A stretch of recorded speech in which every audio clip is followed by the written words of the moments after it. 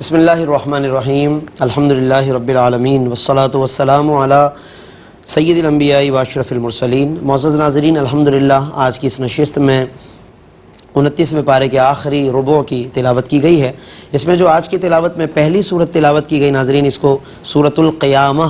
کہتے ہیں، اور اس کی وجہ یہی ہے کہ پہلی آیت میں ہی یہ لفظ یوم القیامہ موجود ہے۔ ارشاد فرمایا لا اقسم بیوم القیامہ، کہ مجھے روز قیامت کی قسم، ولا اقسم بالنفس اللوامہ، اور مجھے نفس لوامہ کی قسم۔ یہ دو قسمیں اللہ رب العالمین نے اس سورت کے آغاز میں ارشاد فرمائی، اور جس چیز کی قسم ارشاد فرمائی وہ محذوف ہے، اور وہ یہ ہے کہ لتبعثن، کہ ضرور تمہیں مرنے کے بعد دوبارہ زندہ کیا جائے گا، کیونکہ یہ وہ چیز اور وہ حقیقت تھی کہ جس کا کفار قریش انکار کیا کرتے تھے، اور وہ کہتے تھے کہ کیسے ممکن ہے کہ مرنے کے بعد ہم دوبارہ زندہ کیے جائیں، جب یہ جسم ختم ہو جائیں گے، سب کچھ فنا ہو جائے گا، تو دوبارہ کیسے ہو سکتا ہے یہ؟ تو اس کو قرآن میں کئی جگہوں پر بار بار مختلف طریقوں سے، مختلف زاویوں سے اللہ رب العالمین نے ان پر واضح فرمایا ہے۔ آج کی اس تلاوت میں آغاز بھی اسی مضمون کے ساتھ ہے کہ قیامت کے دن کی ایک تو قسم ارشاد فرمائی،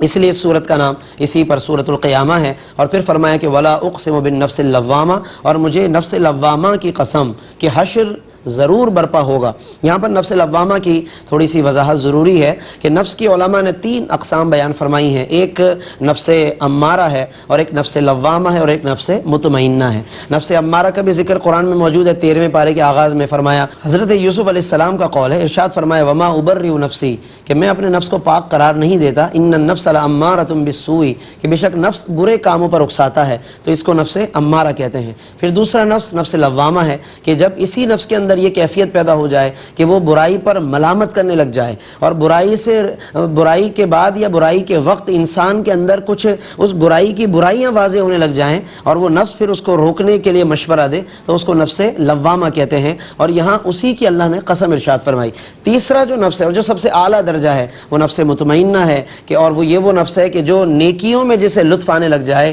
نیکیوں میں جسے اطمینان اور قرار نصیب ہو جائے، اس کو نفس مطمئنہ کہتے ہیں۔ اللہ رب العالمین نے آج کی اس تلاوت میں جو کچھ تلاوت کیا گیا اس میں نفس لوامہ کی قسم ارشاد فرمائی، اور اس کے بعد پھر حشر کے مناظر اللہ رب العالمین نے بیان فرمائے کہ کس طرح یہ لوگ انکار کرتے ہیں، اور کیا یہ گمان ایسا کر رکھا ہے کہ انہیں جمع نہیں کیا جائے گا۔ ایحسب الانسان، کہ انسان نے یہ گمان کر رکھا ہے الن نجمع عظامہ، کہ ہم اس کی ہڈیوں کو جمع نہیں کریں گے، کیوں نہیں، بلا قادرین، بلکہ ہم تو اس بات پر بھی قادر ہیں، الا ان نسوی بنانا، کہ اس کے پور کو ہم درست کر دیں، یعنی جو آج انگلیوں میں فرق ہے ہم تو اس کو بھی درست کرنے پر قادر ہیں۔ تو پھر ایک انسان کو دوبارہ زندہ کرنا، جبکہ پہلے اس کا بالکل وجود نہ تھا، پھر ہم نے اسے وجود بخشا ہے، عدم سے وجود بخشا ہے، تو اب اسے دوبارہ زندہ کرنا کون سا کوئی مشکل معاملہ ہے۔ اللہ رب العالمین نے کفار کو اس طرح توجہ دلائی کہ وہ ان باتوں کے بجائے اور اس طرح رد و قضا میں لگے رہنے کے بجائے ایمان کی طرف آئیں اور آقا دو عالم صلی اللہ علیہ وسلم کی بارگاہ میں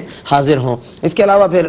اس میں نزول وحی کے کچھ مناظر اللہ رب العالمین نے بیان فرمائے کہ جب وحی الہی آتی تو حضور علیہ السلام اس وقت جبریل امین کے ساتھ پڑھا کرتے تھے تاکہ کوئی لفظ رہ نہ جائے، اور لیکن اس میں چونکہ ایک مشقت تھی، حضور علیہ السلام کے لیے ایک مشکل کا معاملہ تھا، اللہ نے آسانی کر دی، فرمایا لا تحرک به لسانک لتعجل به، اے حبیب آپ اپنی زبان مبارک کو نہ ہلائیں، لتعجل به، کہ جس کی وجہ سے کچھ جلدی کا معاملہ ہو، آپ ایسا نہ کریں، ان علینا جمعہ وقرآنہ، بے شک اس قرآن کو آپ کے سینہ اقدس میں جمع کرنا اور اس کی تلاوت یہ ہمارے ذمہ ہے، یعنی ہم اپنے نمائندے کو بھیج کر اس کی تلاوت بھی کروا رہے ہیں، پھر آپ کے سینے میں ہم اس کی حفاظت کے بھی ذمہ دار ہیں۔ اور پھر آیت نمبر 19 میں ایک بہت اہم بات فرمائی کہ ثم ان علینا بیانہ، پھر ہمارے ہی ذمہ ہے اس کو کھول کر بیان کر دینا۔ یہاں پر ناظرین علماء نے فرمایا کہ اس جملے سے قرآن نے اور اللہ رب العالمین نے گویا کہ یہ اشارہ فرما دیا کہ جس طرح قرآن اللہ رب العالمین نے نازل فرمایا، اسی طرح آپ صلی اللہ علیہ وسلم کے قلب مبارک میں اس کے مضامین، اس کی تشریح اور اس کی تبیین بھی خود اللہ رب العالمین نے القاء فرمائی۔ یعنی بعض وہ لوگ کہ جو حدیث رسول صلی اللہ علیہ وسلم کا انکار کرتے ہیں، سنت نبویہ کا انکار کرتے ہیں، اور کہتے ہیں کہ یہ حدیثوں کی معاذ اللہ کوئی حیثیت نہیں ہے، یہ حضور علیہ السلام نے اپنی جانب سے کوئی بات بات کر دی تو ایسا نہیں، اللہ نے اس کی اہمیت بیان کی، آقائے دو جہاں کی زبان سے نکلنے والے الفاظ و کلمات کی اہمیت بیان فرمائی، فرمایا ثم ان علینا بیانا، کہ بے شک ہم پر ہی اس کا بیان ہمارے ذمے ہے۔ تو گویا کہ آقائے دو عالم کے قلب مبارک میں جو مضامین ہیں وہ من جانب اللہ ہیں، اللہ رب العالمین کی طرف سے اس کو نازل کیا گیا، پھر حضور نے اس کو اپنے لفظوں میں، اپنے انداز سے اور اپنے الفاظ کے ساتھ بیان فرمایا۔ آج کی اس تلاوت میں ناظرین سورۃ الدہر قرآن کریم کی مشہور و معروف سورت ہے، اس کی بھی تلاوت کی گئی۔ اس میں انسان کی کیفیت کو بیان کیا، انسان کی تخلیق، انسان کی اپنی اصلیت کیا ہے، کہ جب کبھی اگر اسے غرور و تکبر آنے لگے تو وہ اپنی اصلیت پر غور تو کرے نا، کہ وہ کیا چیز تھا پہلے بلکہ کچھ بھی نہ تھا، وہ کوئی قابل ذکر چیز نہ تھا، ہمارا کوئی نام ہی نہ تھا کہ جس نام سے ہمیں کوئی پکارتا، یا اس کے بعد پھر ہم پیدا ہوئے ہیں، پھر اس کے بعد سے ہمارا تذکرہ شروع ہوا۔ تو اس میں چونکہ انسان کی حقیقت کو بیان کیا، اس لیے اس کو سورۃ الانسان بھی کہتے ہیں، یعنی سورۃ الدہر بھی کہتے ہیں، اور اس کا ایک نام سورۃ الانسان بھی ہے۔ آغاز ہی میں فرما دیا هل اتى على الانسان حين من الدهر، کہ انسان پر ضرور ایک وقت ایسا، ہر انسان پر ایک وقت ایسا گزرا ہے، لم یکن شیئا مذکورا، کہ جس میں وہ کوئی قابل ذکر چیز نہ تھا۔ یہ تو پھر اللہ کا کرم ہوا کہ اللہ نے عدم سے وجود بخشا ہے، اللہ نے پھر انسان کی تخلیق فرمائی، اور پھر اسے مراتب، مقامات، حسن، جمال، کمال، شباب، یہ ساری چیزیں اللہ رب العالمین نے عطا فرمائی۔ تو ناظرین اس حقیقت پر بھی ہمیں وقتاً فوقتاً توجہ رکھنی چاہیے۔ اب اس کے بعد پھر اللہ کے نزدیک کون پسندیدہ ہے، کون نہیں ہے، اس کا معیار بھی بتا دیا۔ یہ ظاہری بدن، یہ ظاہری حسن، یہ شباب و کمال، یہ معیار نہیں ہے۔ اللہ کے نزدیک معیار نیکی ہے، تقوی ہے، پرہیزگاری ہے۔ ایمان لانے کے بعد یہ تمام اوصاف اگر پیدا ہو جائیں تو وہ پھر اللہ کا مقرب ہے، اور پھر ان کے لیے کیا کیا نعمتیں ہیں، جنت کی وہ تمام نعمتوں کو اللہ رب العالمین نے، جنت میں جو چشمے ہوں گے، پانی کے چشمے اور نہریں ہیں، نعمتیں ہیں، ان تمام صفات کو، لیکن یہ نعمتیں ہیں کس کے لیے؟ تو جن کے اندر ایمان ہو اور اچھے اعمال ہوں۔ چنانچہ ان اچھے اعمال میں سے ایک اور عمل کی طرف توجہ دلائی، فرمایا کہ وَيُطْعِمُونَ الطَّعَامَ عَلَى حُبِّهِ مِسْكِينًا وَيَتِيمًا وَأَسِيرًا، کہ وہ اللہ کی محبت میں کھانا کھلاتے ہیں، مسکین کو، یتیم کو، قیدیوں کو۔ اور اللہ کے لیے کھلانے کی علامت کیا ہے،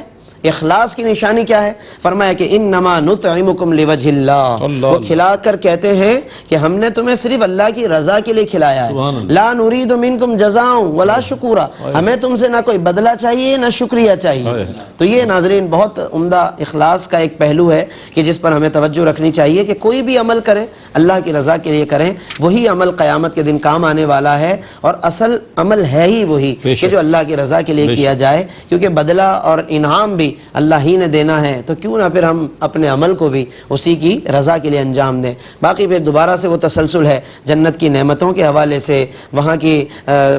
جو بھی انعامات ہیں اور جو بھی وہاں کے بچھونے ہیں، جو بھی پانی کے چشمے ہیں، ان تمام نعمتوں کو اللہ رب العالمین نے، اور اس کے علاوہ جو مشروبات عطا کیے جائیں گے، جو قیمتی لباس اہل جنت کو عطا کیے جائیں گے، فرمایا عالیہم ثیاب سندس خضر و استبرق، فرمایا کہ ان کے اوپر لباس ہوگا باریک سبز ریشم کا بنا ہوا اور اطلس کا لباس بنا ہوا، یہ اللہ رب العالمین، وحلوا اساور من فضہ، اور انہیں چاندی کے کنگن پہنائے جائیں گے، وسقاہم ربہم شرابا طہورا، اور ایک مقام پر اس سے پہلے ناظرین سونے کے کنگن کا بھی ذکر گزر چکا ہے، تو سونے اور چاندی کے کنگن اہل جنت کو عطا کیے جائیں گے، اور عمدہ عمدہ بچھونے بچھائے جائیں گے، یعنی لباس سے لے کے طعام تک اللہ نے ہر نعمت اس صورت کے اندر اس کے بہترین گویا کہ تذکرے شامل فرما دیے ہیں۔ اور پھر اس کے علاوہ اپنے ذکر کی طرف توجہ دلائی، فرمایا کہ وَذْكُرِ اسْمَ رَبِّكَ بُكْرَةً وَأَصِيلًا، صبح و شام اللہ کے نام کو بیان کرو، اللہ کے نام کا ذکر کرو، وَمِنَ اللَّيْلِ، اور رات کی تنہائیوں میں بھی اللہ کا نام لو، رات کی تنہائیوں کو بھی اللہ کے ذکر سے معمور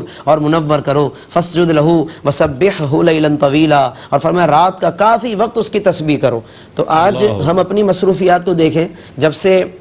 موبائل فون ایجاد ہوا، نوجوانوں کے ہاتھ میں یہ موبائل آیا ہے، اس نے یوں سمجھ لیں کہ ہم سے یہ جو قرآن کہہ رہا ہے نا وَذْكُرِ اسْمَ رَبِّكَ، زیادہ سے زیادہ ذکر الہی کرو، یہ ساری چیزیں ہم سے چھنتی جا رہی ہیں۔ اگر آج ہم کچھ غور کریں کہ کتنی مرتبہ ہم موبائل کو کھولتے ہیں اور کتنی بار پورے دن میں قرآن کو کھولتے ہیں، تو میں کہتا ہوں اسی سے ہم تجزیہ کر سکتے ہیں، اور ہمیں اس طرح اپنا تجزیہ ضرور کرنا چاہیے تاکہ ہم قرآن کے قریب ہو سکیں، اور قرآن کے وسیلے سے صاحب قرآن کے قریب قریب ہو سکیں اور صاحب قرآن کے وسیلے سے رحمان کے قریب ہو سکیں. یہ ایک زینہ ہے, ایک تسلسل ہے. اور اس کے ساتھ ہی ناظرین اختتام پر سورۃ المرسلات کی بھی آج تلاوت کی گئی. اس میں اللہ رب العالمین نے قیامت کی حقانیت کو بیان کیا, لیکن ابتدا میں 5 قسمیں ارشاد فرمائی. والمرسلات عرفا فالعاصفات عصفا والناشرات نشرا فالفارقات فرقا فالملقیات ذکرا. یہ 5 قسمیں ارشاد فرمائی. اب بعض علماء نے فرمایا کہ یہ ہواؤں کے بارے میں فرمایا, یعنی یہ صفتیں ہواؤں کی بیان فرمائی. بعض علماء نے فرمایا کہ فرشتوں کی ہے. بعض علماء نے بادلوں کی یہ صفات قرار دی ہیں, اور بعض علماء نے اس سے کچھ اہل اللہ یعنی نیک لوگ ان کو قرار دیا گیا ہے. تو یہ تمام معانی مراد ہو سکتے ہیں. اصل مقصود یہی ہے کہ ان تمام قسموں کے بعد بیان فرمائے کہ قیامت برحق ہے, اور پھر اس کے جو بھی مناظر ہیں, وہاں کی گزرنے والے احوال اور احوال ہیں, یعنی احوال حالتیں اور احوال یعنی ہولناکیاں, وہ ساری چیزیں اللہ نے بیان فرمائی. ضرورت اس امر کی ہے کہ ہم ان کو پڑھیں, اور تلاوت کا حسن یہی ہے کہ جب تلاوت ہو تو اس کے ساتھ ساتھ غور و فکر کرتے چلے جائیں. آیات عذاب آئیں اللہ کی پناہ طلب کریں, آیات رحمت آئیں اللہ کی رحمت کا سوال کریں, اور پھر اس کے اسباب کو بھی تلاش کرنے کی کوشش کریں. اللہ تبارک و تعالی ہم سب کا حامی و ناصر ہو, ہم سب کو ان تمام مضامین پر غور کرنے اور اس پر عمل کرنے کی توفیق عطا فرمائے. آمین. وآخر دعوانا ان الحمدللہ رب العالمین.